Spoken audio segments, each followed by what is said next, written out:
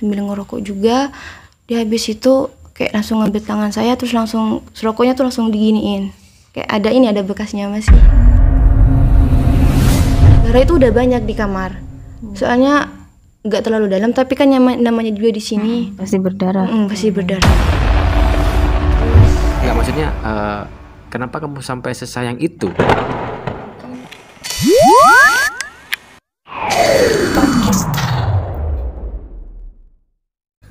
Halo, assalamualaikum sobat RTV. Kali ini kita berada di segmen Podcaster dan sudah bersama kita Kak Liva yang masih pelajar tapi punya pengalaman yang mungkin bisa jadikan pembelajaran, karena pengalaman yang dulu ternyata membuat Kak Liva ini nyesel banget katanya sekarang. Tapi seperti apa, langsung kita sapa. Halo, assalamualaikum. Waalaikumsalam. Pengalamannya kayak gimana waktu itu yang bikin katanya kamu nyesel banget ternyata?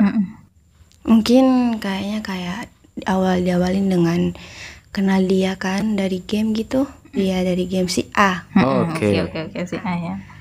Si A ini apa? Teman biasa atau belum kenal waktu Belum kenal waktu itu. Oke. Tapi dikenalin berarti. Dikenalin sama teman saya. Teman saya itu kan deket sama temannya si A juga gitu. Nah, pas waktu itu kan kita deket 5 harian gitu. Terus temennya yang deket sama teman saya tuh ngomong kalau si A ini udah punya tunangan gitu, udah punya jodoh, dijodohin. Jadi Di waktu main game gitu ya? iya, waktu deket udah sama si A. Jadi saya mutusin buat mutusin hubungan sama si A. Saya bilang baik-baik, kalau kamu udah punya tunangan, tolong jauhin saya gitu. Nah, pas habis itu berapa bulan kemudian kita deket lagi. Deketnya itu karena main game kah atau mungkin karena? Enggak, karena kan kita masih punya kontak WA gitu kan. Oke. Terus dia tuh chat saya, boleh komen story saya, ngajak nonton. Nah, sebelum nonton itu kayaknya saya udah pacaran sama dia. Saya udah nonton, udah ini itu, udah ketemu, terus sama saya udah dikenalin juga sama orang tua. Nah, pas intinya kayak saya tuh pacaran sama dia itu udah kayak di-treat banget gitu kan. Namanya juga masih kelas 1 SMA, baru ketemu juga kan. Percaya banget gitu. Nah, terus di bulan ketiga dia itu ketahuan chatan lagi sama mantannya. Chatan lagi sama mantannya. Saya tanya, kamu kenapa kok chatan? Kenapa kamu nggak bilang dulu? Waktu saya nanya itu dia tuh bohong gitu. Nyangkal dia ada. Nyangkal banget. Terus pas sama saya dikasih bukti, terus dia tuh marah-marah, toksik banget. Gimana kalau orang Madura itu udah pakai bahasa Madura terus toksik banget gitu kan? Nah, sama saya dialus-alusin. Pas sama dia tuh pas di-read doang chatnya saya gitu. Selama 2 hari tuh dia nggak ada kontak sama sekali. Terus selama 2 hari itu kerjanya saya cuma nangis doang gitu. Nah, di samping itu kan ada masalah keluarga lagi kan. Jadi kayak double gitu. Double banget. Selain masalah keluarga juga ada masalah abang juga kadang gitu. Nah, habis 2 hari itu kan saya chat lagi dia, saya minta putusannya, kayak dia tuh udah nggak sayang sama saya lagi kan. Nah, terus dia itu bilangnya enggak, aku masih sayang kok sama kamu, bla bla bla bla bla gitu. Jadi saya maafin dia. Nah, kita tuh udah baikan, terus lama kelamaan sifat dia tuh muncul gitu. Keluar sifat aslinya ya. Asli. Awalnya gimana dia?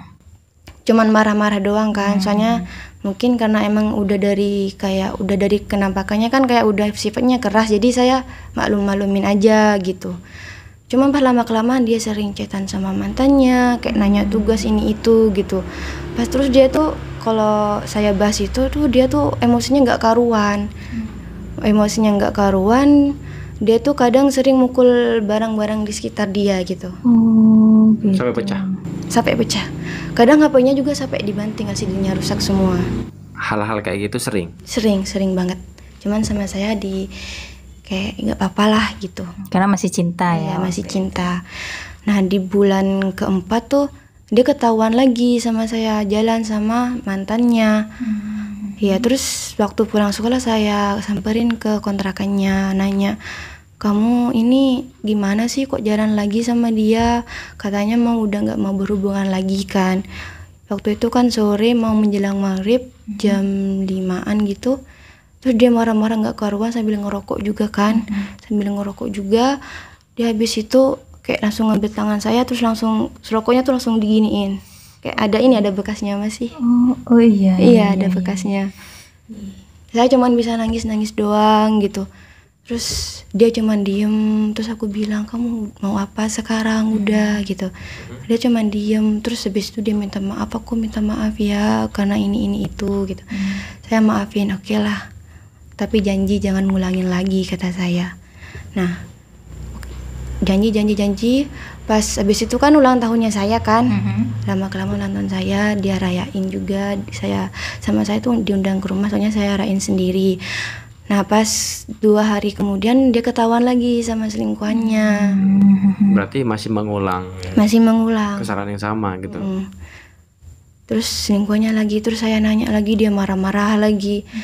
Kayaknya kalau di kontrakannya itu barang-barang yang di sana itu udah pada pecah semua. Tapi gini, waktu kejadian kamu dianggaplah disulut pakai rokoknya itu, teman-temannya ada nggak waktu itu? Gak ada waktu itu. Lagi ada jadwal kuliah. Jadi kalau rame-rame kamu ribut di situ tuh pasti di ini sama temennya. Oh, dilerain. Iya.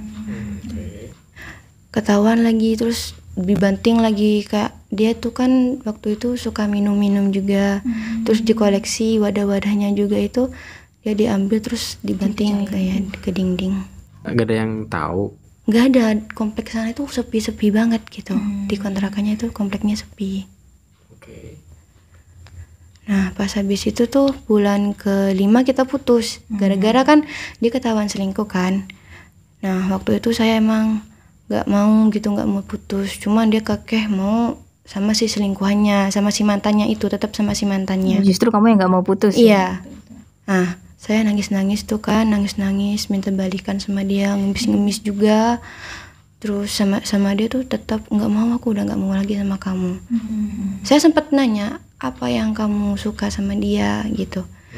Soalnya dari semua sisi saya yang lebih menonjol, kata saya. Terus dia kan bisa bantuin tugas aku gitu. Kalau kamu kan masih SMA itu kan, nggak tahu kamu tugas kuliah gitu. Nah terus habis itu 3 minggu kemudian dia ngajak balikan saya dengan di fit call pakai WA. Dia nangis katanya nyesel ini itu. Nah kita jadian lagi dia pas 2 minggu kemudian ketahuan lagi dia nonton bioskop sama si mantannya selingkuhannya itu. Terus pas dia minta putusnya itu dengan alasan dia tuh belum selesai sama tunangannya. Oh gitu, baru bilangnya pas waktu itu? Iya belum.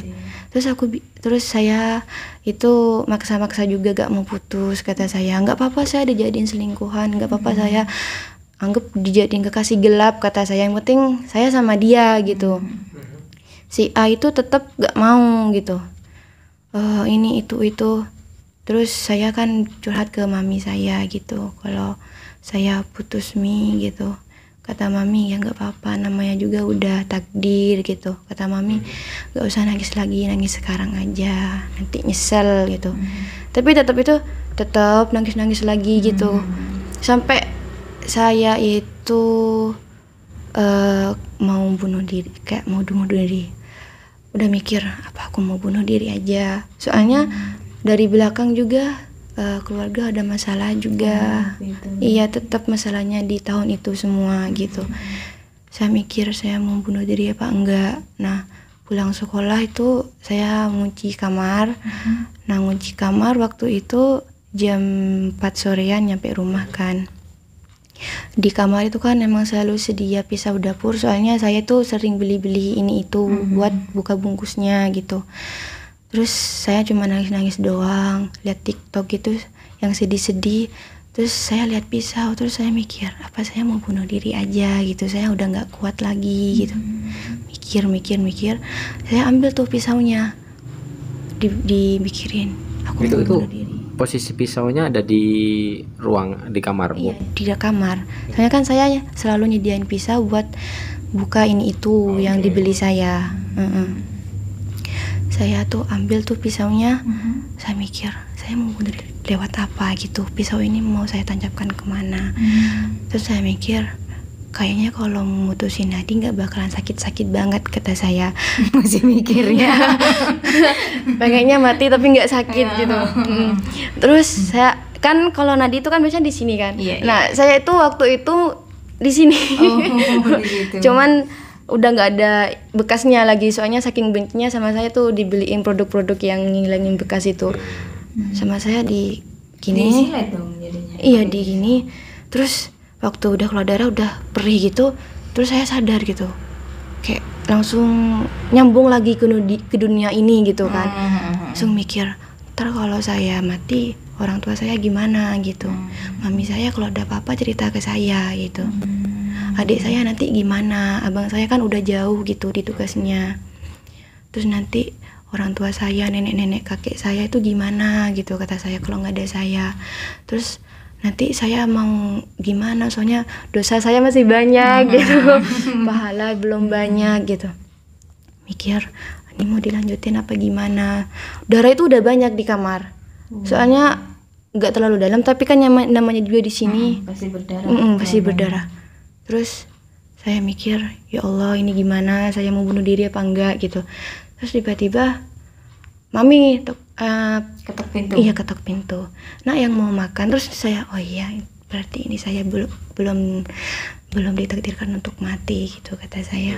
Berarti Allah masih sayang sama kamu ya, masih sempat menyelamatkan Kak Liva. Jadi berbersihin tuh darahnya. Iya, dibersihin. Nggak nanya nggak Mama? Enggak, soalnya selama waktu penyembuhan ini sama saya ditutup-tutupin terus gitu. Saya nggak pernah pakai baju yang segini di rumah, selalu pakai yang panjang-panjang gitu. Terus setelah kamu insiden mau bunuh diri itu, kamu gimana perasaanmu sama mantanmu itu? Tetap sayang saya. Masih sayang. Astagfirullahaladzim, bucin beneran ya.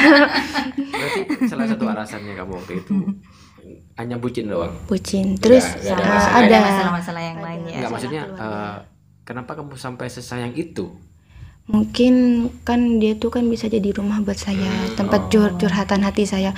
Soalnya kalau di rumah di keluarga itu kan nggak mungkin saya cerita ini itu, saya cuma ceritanya ke dia gitu. Jadi tempat curhatnya kamu gitu ya. Makanya kamu nyaman sama orang itu. Oke, tapi orang tua sampai sekarang belum tahu atau sudah tahu? Tahu yang mana? Nggak tahu sampai sekarang. Sekarang nggak tahu. Nggak ada yang tahu. Terus akhirnya kamu ngerasa capek dengan orang itu gimana? Nggak capek saya. Oh gitu, masih terus. Saya masih nangis-nangis juga lagi. Sampai saya down juga kan, saya makannya nggak pernah makan nasi, makannya cabai-cabian gitu terus. Iya. Terus saya itu hari Jumat itu udah merasa kecapean gitu. Kecapean, kata mami, kamu mau sekolah nggak? Tetap sekolah gitu kataku. Nah Sabtunya itu saya udah panas dingin. Terus sampai ke minggunya itu, minggu sorenya saya dibawa ke rumah sakit. Soalnya asma saya kambuh lagi. Ternyata nyampe rumah sakit saya divonis usus buntu.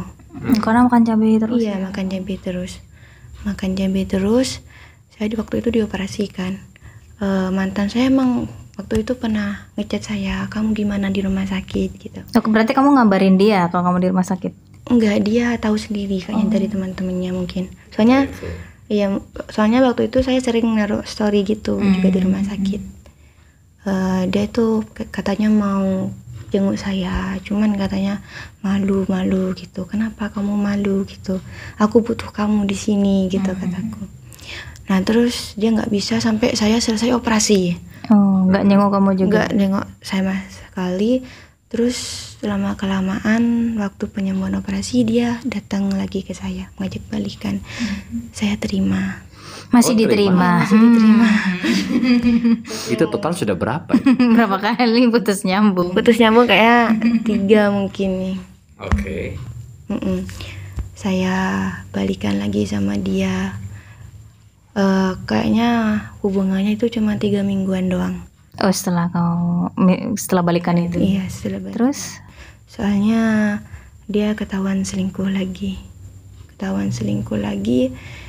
Waktu itu awal-awalnya saya masih maafin juga. Gak apa-apa, mungkin kamu masih belum nyadar gitu kataku. Nah pas ke 3 minggunya ini dia terang-terangan. Saya dapat info dari temennya, katanya si A ini lagi di kosan sama si dia, kayaknya kalau nggak salah lagi main katanya, lagi HS gitu katanya.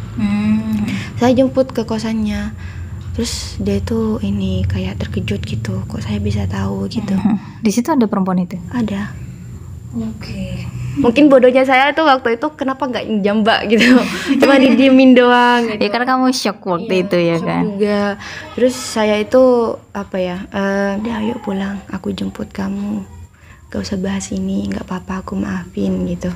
Masih kamu maafin? Masih aku. Astagfirullahaladzim. Terus? Iya, habis itu pulang lah, terus nyampe ke kontrakannya, terus dia tuh minta maaf, nangis-nangis nggak bakal ngulangin lagi. Saya maafin lagi. Terus habis itu kan saya pulang tuh kan, terus dia itu ketahuan lagi Sama perempuan itu? Iya, masih sama perempuan lagi. Temennya bilang ke saya, si A itu udah berangkat. Terus temennya itu ngebuntutin si A itu Dari belakang. Oke. masuk ke kosan itu lagi. Saya jemput lagi, datang lagi saya. Terus gimana? Kan maunya saya tuh kan pengennya teriak-teriak gitu di kosannya, cuman Nggak tadi bisa. mikir-mikir nggak bisa. Jadi gambarannya kayak mau kayak wah, awas kamu, TV gitu. habis kamu hari ini nih gitu ya. Kayak mau bunuh dua-duanya kayaknya gitu kan. Saya udah bawa kayu juga gitu. Ada teman-temannya juga, teman-temannya bilang udah nggak apa-apa Liva, nggak apa-apa, sabarin aja gitu. Kamu terima apa adanya aja. Terus aku bilang aku mau terima apa adanya, cuman si A ini kok gini-gini terus gitu kataku. Nah, terus saya dobrak langsung kosannya. Emang lagi berduaan, cuma lagi berduaan aja ya, kayak lagi peluk-pelukan gitu. Nah, terus dia langsung terkejut dong gitu. Terus dia marah-marah juga sama temen-temennya, kenapa kok ngasih tahu ke saya gitu. Cuman teman-temannya bilang kasihan si Liva kalau disakitin kayak gini terus. Nah, pas terus si ceweknya ini diem-diem baik gitu, nggak ngerasa bersalah, tetap ini, malahan dia yang kayak seakan-akan dia yang benar gitu, saya yang salah gitu. Oh, seolah-olah kamu selingkuhannya Iya, gitu. dia bilang ngata-ngatain melanggar hak privasi orang gitu, ngedobrak pintu. Iya. Terus saya kesel juga, saya udah mau nampar si cewek itu, cuman sama si dia itu ditahan terus, dihalang-halangin. Akhirnya nggak kesampean mukulnya, soalnya si dia itu tinggi badannya, terus besar gitu kan, nggak berisi gitu, otomatis tenaganya akan kuat. Terus waktu itu pas di sana itu saya yang ditampar. Loh, kok kebalik? Sama?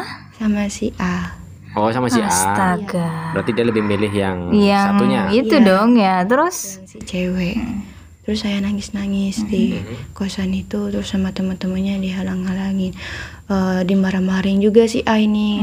Kok kamu lebih memilih dia gitu. Udah jelas dia itu udah kayak nggak bermartabat kayaknya, bilangnya kayak gitu. Intinya kayak ngata-ngatain si mantannya ini kan. Nah, pas terus dia itu tetap kekeh mau milih si dia gitu. Nah, si A ini tetap aku tetap pilih dia kok ini itu. Tapi pilih dianya itu statusnya apa? Nah, itu kurang tahu kayaknya, pacaran atau enggak tahu. Pacaran apa tunangan nggak tahu? Nggak tahu. Bukan tunangannya yang jelas gitu. Soalnya yang tunangan udah putus hubungan sama yang tunangannya gitu. Terus waktu itu saya nangis-nangis kan sama teman-temannya, udah Liva ayo pulang, aku anterin gitu. Saya sebelum nyampe rumah itu kan air mata udah harus hapus semua, pipi yang merah-merah itu saya kompres dulu sama teman-temannya biar nggak ada jejak biar nggak ketahuan orang rumah juga. Terus nggak ada kabar-kabaran lagi, Terus nyampe 3 hari dia ngechat saya lagi, dia minta maaf. Saya maafin lagi. Astagfirullahaladzim, kamu tuh baik banget Khalifah. Lebih dari 3 deh. Iya kayaknya. Saya maafin lagi. Habis itu udah enak-enak aja kita pacaran, hubungan gitu. Terus ketahuan lagi dia sama mantannya lagi. Sama orang itu, orangnya Iya. sama. Dari awal sampai akhir itu tetap tetap orang yang sama. Terus saya gini, kamu sekarang maunya apa? Kata saya. Kok kamu gini-gini terus? Kamu nggak kasihan sama saya gitu? Kamu ini nggak punya hati apa? Nggak mikirin saya gitu? Udah saya bawa kemana-mana juga kan, tiap ada acara saya undang ke rumah. Jadi yang jelas keluarga besar itu udah pada tahu kalau dia itu cowok saya gitu. Nah, terus dia itu bilang, iya aku mau berubah ini itu. Ya udah oke, aku maafin lagi kan. Pas terus mbak saya itu kan tunangannya sekolah di itu juga Di kan tempat sama itu, oke. sama juga. Terus dia bilang ngabarin ke saya, Dek kamu di mana Dek? Ada apa Mas? Aku lihat lagi si A nih lagi sama si mantannya lagi. Coba buntutin Mas, mau kemana mereka gitu. Terus sama tunangannya mbak aku itu dibuntutin mau kemana.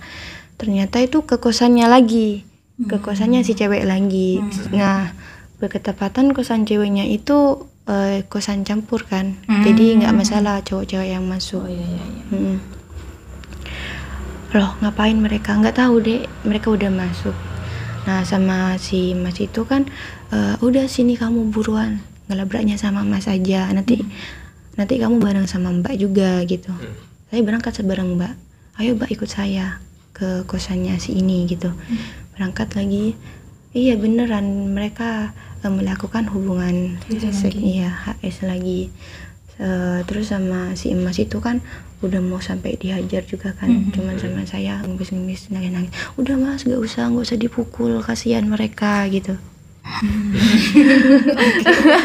mungkin para penonton juga kesel juga ya lihat kebodohan saya. Rasanya waktu itu emang di titik bodoh banget kayaknya. Udah Mas, udah gak usah gitu.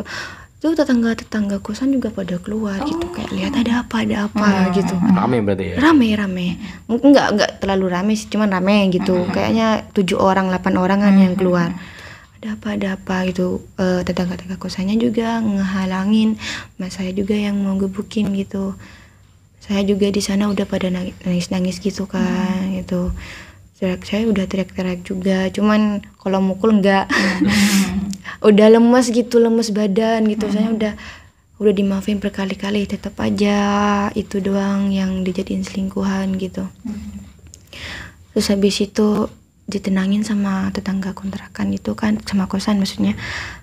Nah pas si mas saya tuh, ya udah deh ayo pulang gitu. Pulang kami bertiga kan, mbak saya sama tunangannya yang mas itu, terus saya pulang bertiga. Terus tiba-tiba yang kemalamannya itu selingkuhannya ngechat saya. Selingkuhan ngechatnya gini, udah nggak usah kamu tinggalin aja, kamu tuh udah gak berharga lagi ke dia, kamu tuh udah murahan banget ini gitu. Saya bilang yang murahan di sini siapa mbak gitu kata saya. Ya saya kata-katain juga, saya mah masih mending mungkin kalau gatel sama cowok saya sendiri ketimbang mbak gatel sama cowok orang lain gitu. Ayo mbak kalau misalnya belum puas ngata-ngatain saya, mari kita bertemu kata saya. Terus sama dia tuh nggak dibalas sama sekali. Iya, sampai sekarang saya masih punya kontaknya, kayak masih saling nengok story WA gitu. Terus keesokannya saya tetap baikan sama dia. Iya, saya tetap baikan. Cuman teman-teman saya udah pada bilang, kamu masih mau bertahan sama dia, soalnya dia udah kayak gini kayak gitu. Teman saya terus mbak saya itu yang juga bilang, ngapain kamu bertahan sama dia gitu, udah jelas-jelas nyakitin gitu. Terus emang abang juga udah bilang juga, kamu jangan bodoh-bodoh, udah putusin aja sekarang gitu.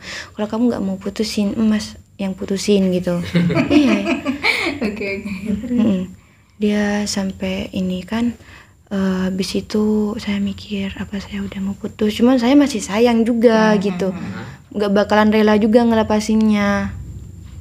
Terus habis itu mikir, nah di mikiran itu apa saya putus, kalau saya putus mungkin saya lebih bahagia lagi, mungkin nangis-nangisnya bentar doang nanti sembuhnya gitu.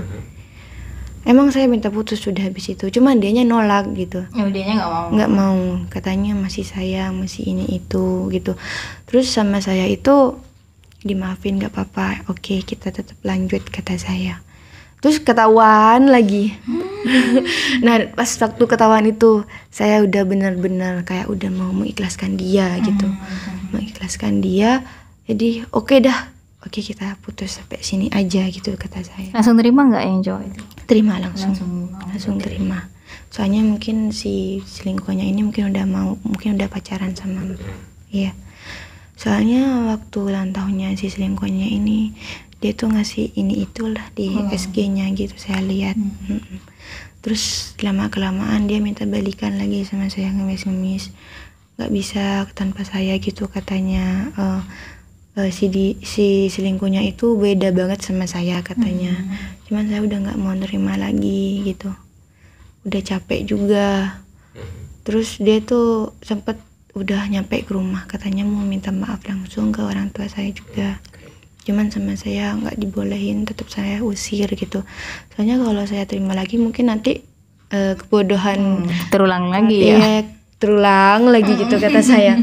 Saya sama abang juga udah dikata-katain juga. Udah ini si A itu udah dikata-katain. Tapi dari hatimu sendiri waktu itu gimana? Udah benci juga, cuman masih sayang, cuman kayak sakitnya udah banyak banget gitu. Sayang. Sebelumnya ketika si A itu minta maaf ke kamu, iya, kamu masih bisa menerima? Udah nggak bisa. Sebelumnya iya kan? Iya, sebelumnya iya. Cuman kan pas dia selingkuh lagi untuk terakhir kalinya, saya benar-benar capek gitu. Udah capek ya, ada di titik kamu udah ya kasarannya kamu udah udah melakukan segala cara untuk bisa mempertahankan hubungan ini gitu. Tapi kok kayaknya sebelah gitu ya. Iya, katanya kayak omongan dia seakan-akan cinta banget sama saya, tapi dengan perilakunya itu dia mati-matian menyakitin saya gitu. Kamu merasa down banget kan ketika putus kayak gitu tuh kan pasti ada rasa nyes gitu kan, galau. Itu butuh waktu berapa lama kamu akhirnya bangkit lagi? Sekitaran setengah tahunan mungkin. Setengah tahun ya. Hubungannya berapa lama? Hubungannya kayaknya 7 bulanan. 7 bulanan. Selama 7 bulan itu yang putus iya, 7 bulan 8 bulanan. 7 bulanan kamu udah diselingkuhin berapa kali gitu ya? Astagfirullahaladzim. Seandainya si A itu membuktikan ternyata dia beneran sudah tidak dengan selingkuhannya, terus dia balikan minta maaf lagi dengan cara tekniknya dia yang bikin kamu bisa luluh, kira-kira mau nerima nggak kamu? Nggak bakalan kayaknya. Yakin banget. Meskipun dia sampai mohon ya, dia dengan pembuktian misalnya kan, pembuktian ya aku sudah sendirian misalnya, aku sudah nggak ada yang lain, kayaknya nggak bakalan menerima. Soalnya kan selama tahun-tahun kemarin tuh kan dia kan minta balikan terus menerus kan. Dengan posisi dia udah punya cewek baru gitu. Jadi tetap ya. Sekarang masih punya kontaknya? Udah nggak lose kontak udah. Di sosmed? Udah, sama saya udah putus. Udah putus juga. Cuman di TikTok itu kan dia ngechat saya kemarinnya, ngechat hai, cuman sama saya nggak dibales gitu. Soalnya emang dia udah punya cewek gitu kata saya. Saya udah jelasin sama dia terakhir kalinya dia waktu minta balikan kalau masa saya sama dia udah habis gitu kata saya, nggak ada yang perlu diperbaikin lagi. Iya benar. Iya, soalnya udah terbukti kan dari dia waktu dia minta balikan dia tuh udah punya cewek kan. Terus aku bilang, cewek kamu mau dikemanain nanti kalau kamu balikan sama aku putusin sekarang tapi kamu harus mau balikan sama aku gitu. Kan udah kelihatan brengseknya kan. Iya benar. Kelihatan banget udah gitu. Terus kan dia kan berkali-kali minta balikan, cuman balikannya itu kenapa nggak sampai ke rumah lagi gitu kata saya, cuman di WA doang. Nah seandainya memang beneran mau ke rumahmu? Kayaknya nggak mungkin, soalnya orangnya ketika kalau sama saya waktu pacaran sama saya disuruh ke rumah, tipikal orangnya malu gitu. Oke, itu plan A. Seandainya plan B, dia berani ke rumahmu minta maaf, dia bujuk kamu tiap waktu di sosmed yang masih bisa dihubungi, terus akhirnya kamu ada kesempatan dulu nggak sebenarnya? Kayaknya mendingan saya itu nggak ngasih kesempatan lagi. Benar-benar. Nah, ketika seperti itu, apa alasanmu? Oke lah, mungkin di luar sana masih ada yang kayak bucin, tapi yang membuat kamu dari bucin sampai kamu bisa memutuskan untuk udah ini 100% udah nggak ada kesempatan lagi, apa yang membuat kamu bisa seperti itu?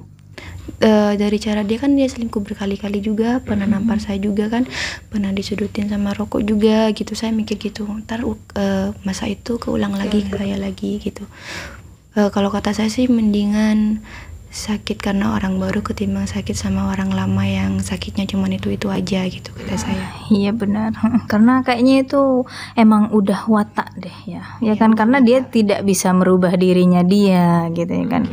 Sekarang kayak gitu juga. Iya benar, dan pilihannya Khalifa tuh tepat gitu ya, mending menghindar gitu, mending sakit sekarang gitu ya. Tapi suatu saat kita kan nggak pernah tahu ya kan akan ketemu dengan orang yang baik yang seperti apa lagi. Mendingan sakit sekarang terus nanti sembuh ketimbang sakit sembuh gitu. Iya benar. Menyiksa batin. Kamu bisa belajar dari sebelumnya ya kan. Yang sebelumnya kamu mungkin nih memaafkan bisa sembuh, maafkan sembuh. Dan akhirnya kamu bisa menyimpulkan kalau ternyata memaafkan sakit lagi ternyata nggak enak. Nggak enak. Dan orang sabar tuh pasti ada waktunya dan ada batasnya. Batasnya juga. Apa sih hikmah yang bisa dipelajari gitu dari pengalamannya Khalifa? Jangan pernah percaya banget sama cowok juga. Jangan pernah menaruh rasa lebih juga ke cowok. Cinta aja sewajarnya aja gitu. Jangan sampai berlebihan kayak saya kemarinnya yang agak-agak. Tapi sempat trauma nggak sih buat kenal cowok lagi? Trauma. Ya wajar sih ya. Karena dulu Khalifa masih usia yang bisa dibilang masih labil gitu lah ya. Sekarang sudah cukup dewasa dan cukup bisa memilih dan melihat mana orang yang baik buat kita dan yang enggak. Ya. Itu susahnya saya naruh kepercayaan kepada cowok sekarang gitu. Tapi nggak apa, mending selektif kayak gitu daripada kejadian itu terulang lagi. Lagi. Mungkin nanti kalau saya udah percaya lagi kejadian itu terulang lagi, mungkin dengan rasa sakit yang berbeda itu kan tetap aja gitu. Jadi saya lebih memilih untuk sendirian aja gitu sampai sama karir dulu ya, apalagi masih muda gitu ya. Banyak yang harus dicapai, pengen bahagiain orang tua ya kan. Banget. Terus mikir lagi kan mami udah berusaha keras buat saya sekolah, buat saya hidup enak. Masa saya hancur gara-gara lelaki doang gitu. Iya benar. Dan satu hal lagi, perjalananmu masih panjang. Sekarang masih kelas 3 SMA. Iya. Wah, masih banyak. Kejar dulu cita-citamu, biarkan ngalir untuk urusan soal percintaan lah kayak karena gitu. Jodoh nggak akan kemana dan setiap orang itu pasti disiapkan jodoh yang terbaik ya dari Allah. Amin. Mungkin pesan-pesan buat sobat RTV yang mungkin sekarang masih ada di zona Khalifa yang dulu gitu. Mereka nggak bisa keluar gitu. Mungkin kalian bisa mikir juga, ini apa sih yang saya bertahan buat dia? Padahal dia udah jelas-jelas nyakitin saya, jelas-jelas udah toxic people banget kan. Mendingan diputusin aja sampai mulai dari sekarang gitu. Nah, mendingan sakit duluan nanti bahagia kemudian ketimbang sakit sembuh lagi gitu. Betul. Jadi memang kalau misalkan ternyata hubungannya sudah nggak sehat nih, nah mending kita berpikir jernih dulu. Luangkan waktu kita bukan untuk galau, tapi luangkan waktu kita untuk berpikir lebih jernih. Sebenarnya ada apa sih dengan hubungan kita? Bisa diperbaiki nggak sih hubungan kita? Atau mungkin kita harus melepas nggak sih sebenarnya? Nah, biar tidak kejadian yang Khalifa waktu itu. Karena kalau di total kayaknya itu mau 10 deh kayaknya. Ya mungkin secara status mungkin nggak putus mungkin, tapi jauh sembuh menyakiti lagi itu kayaknya total 10-an deh kayaknya dari cerita tadi. Berkali-kali kayaknya. Udah hubungan yang nggak sehat sih ya. Nggak sehat banget. Tapi tetap keke aja mau bertahan gitu. Namanya cinta gitu ya. Akhirnya dengan mikirnya siapa tahu dia berubah gitu. Berharapnya gitu ya.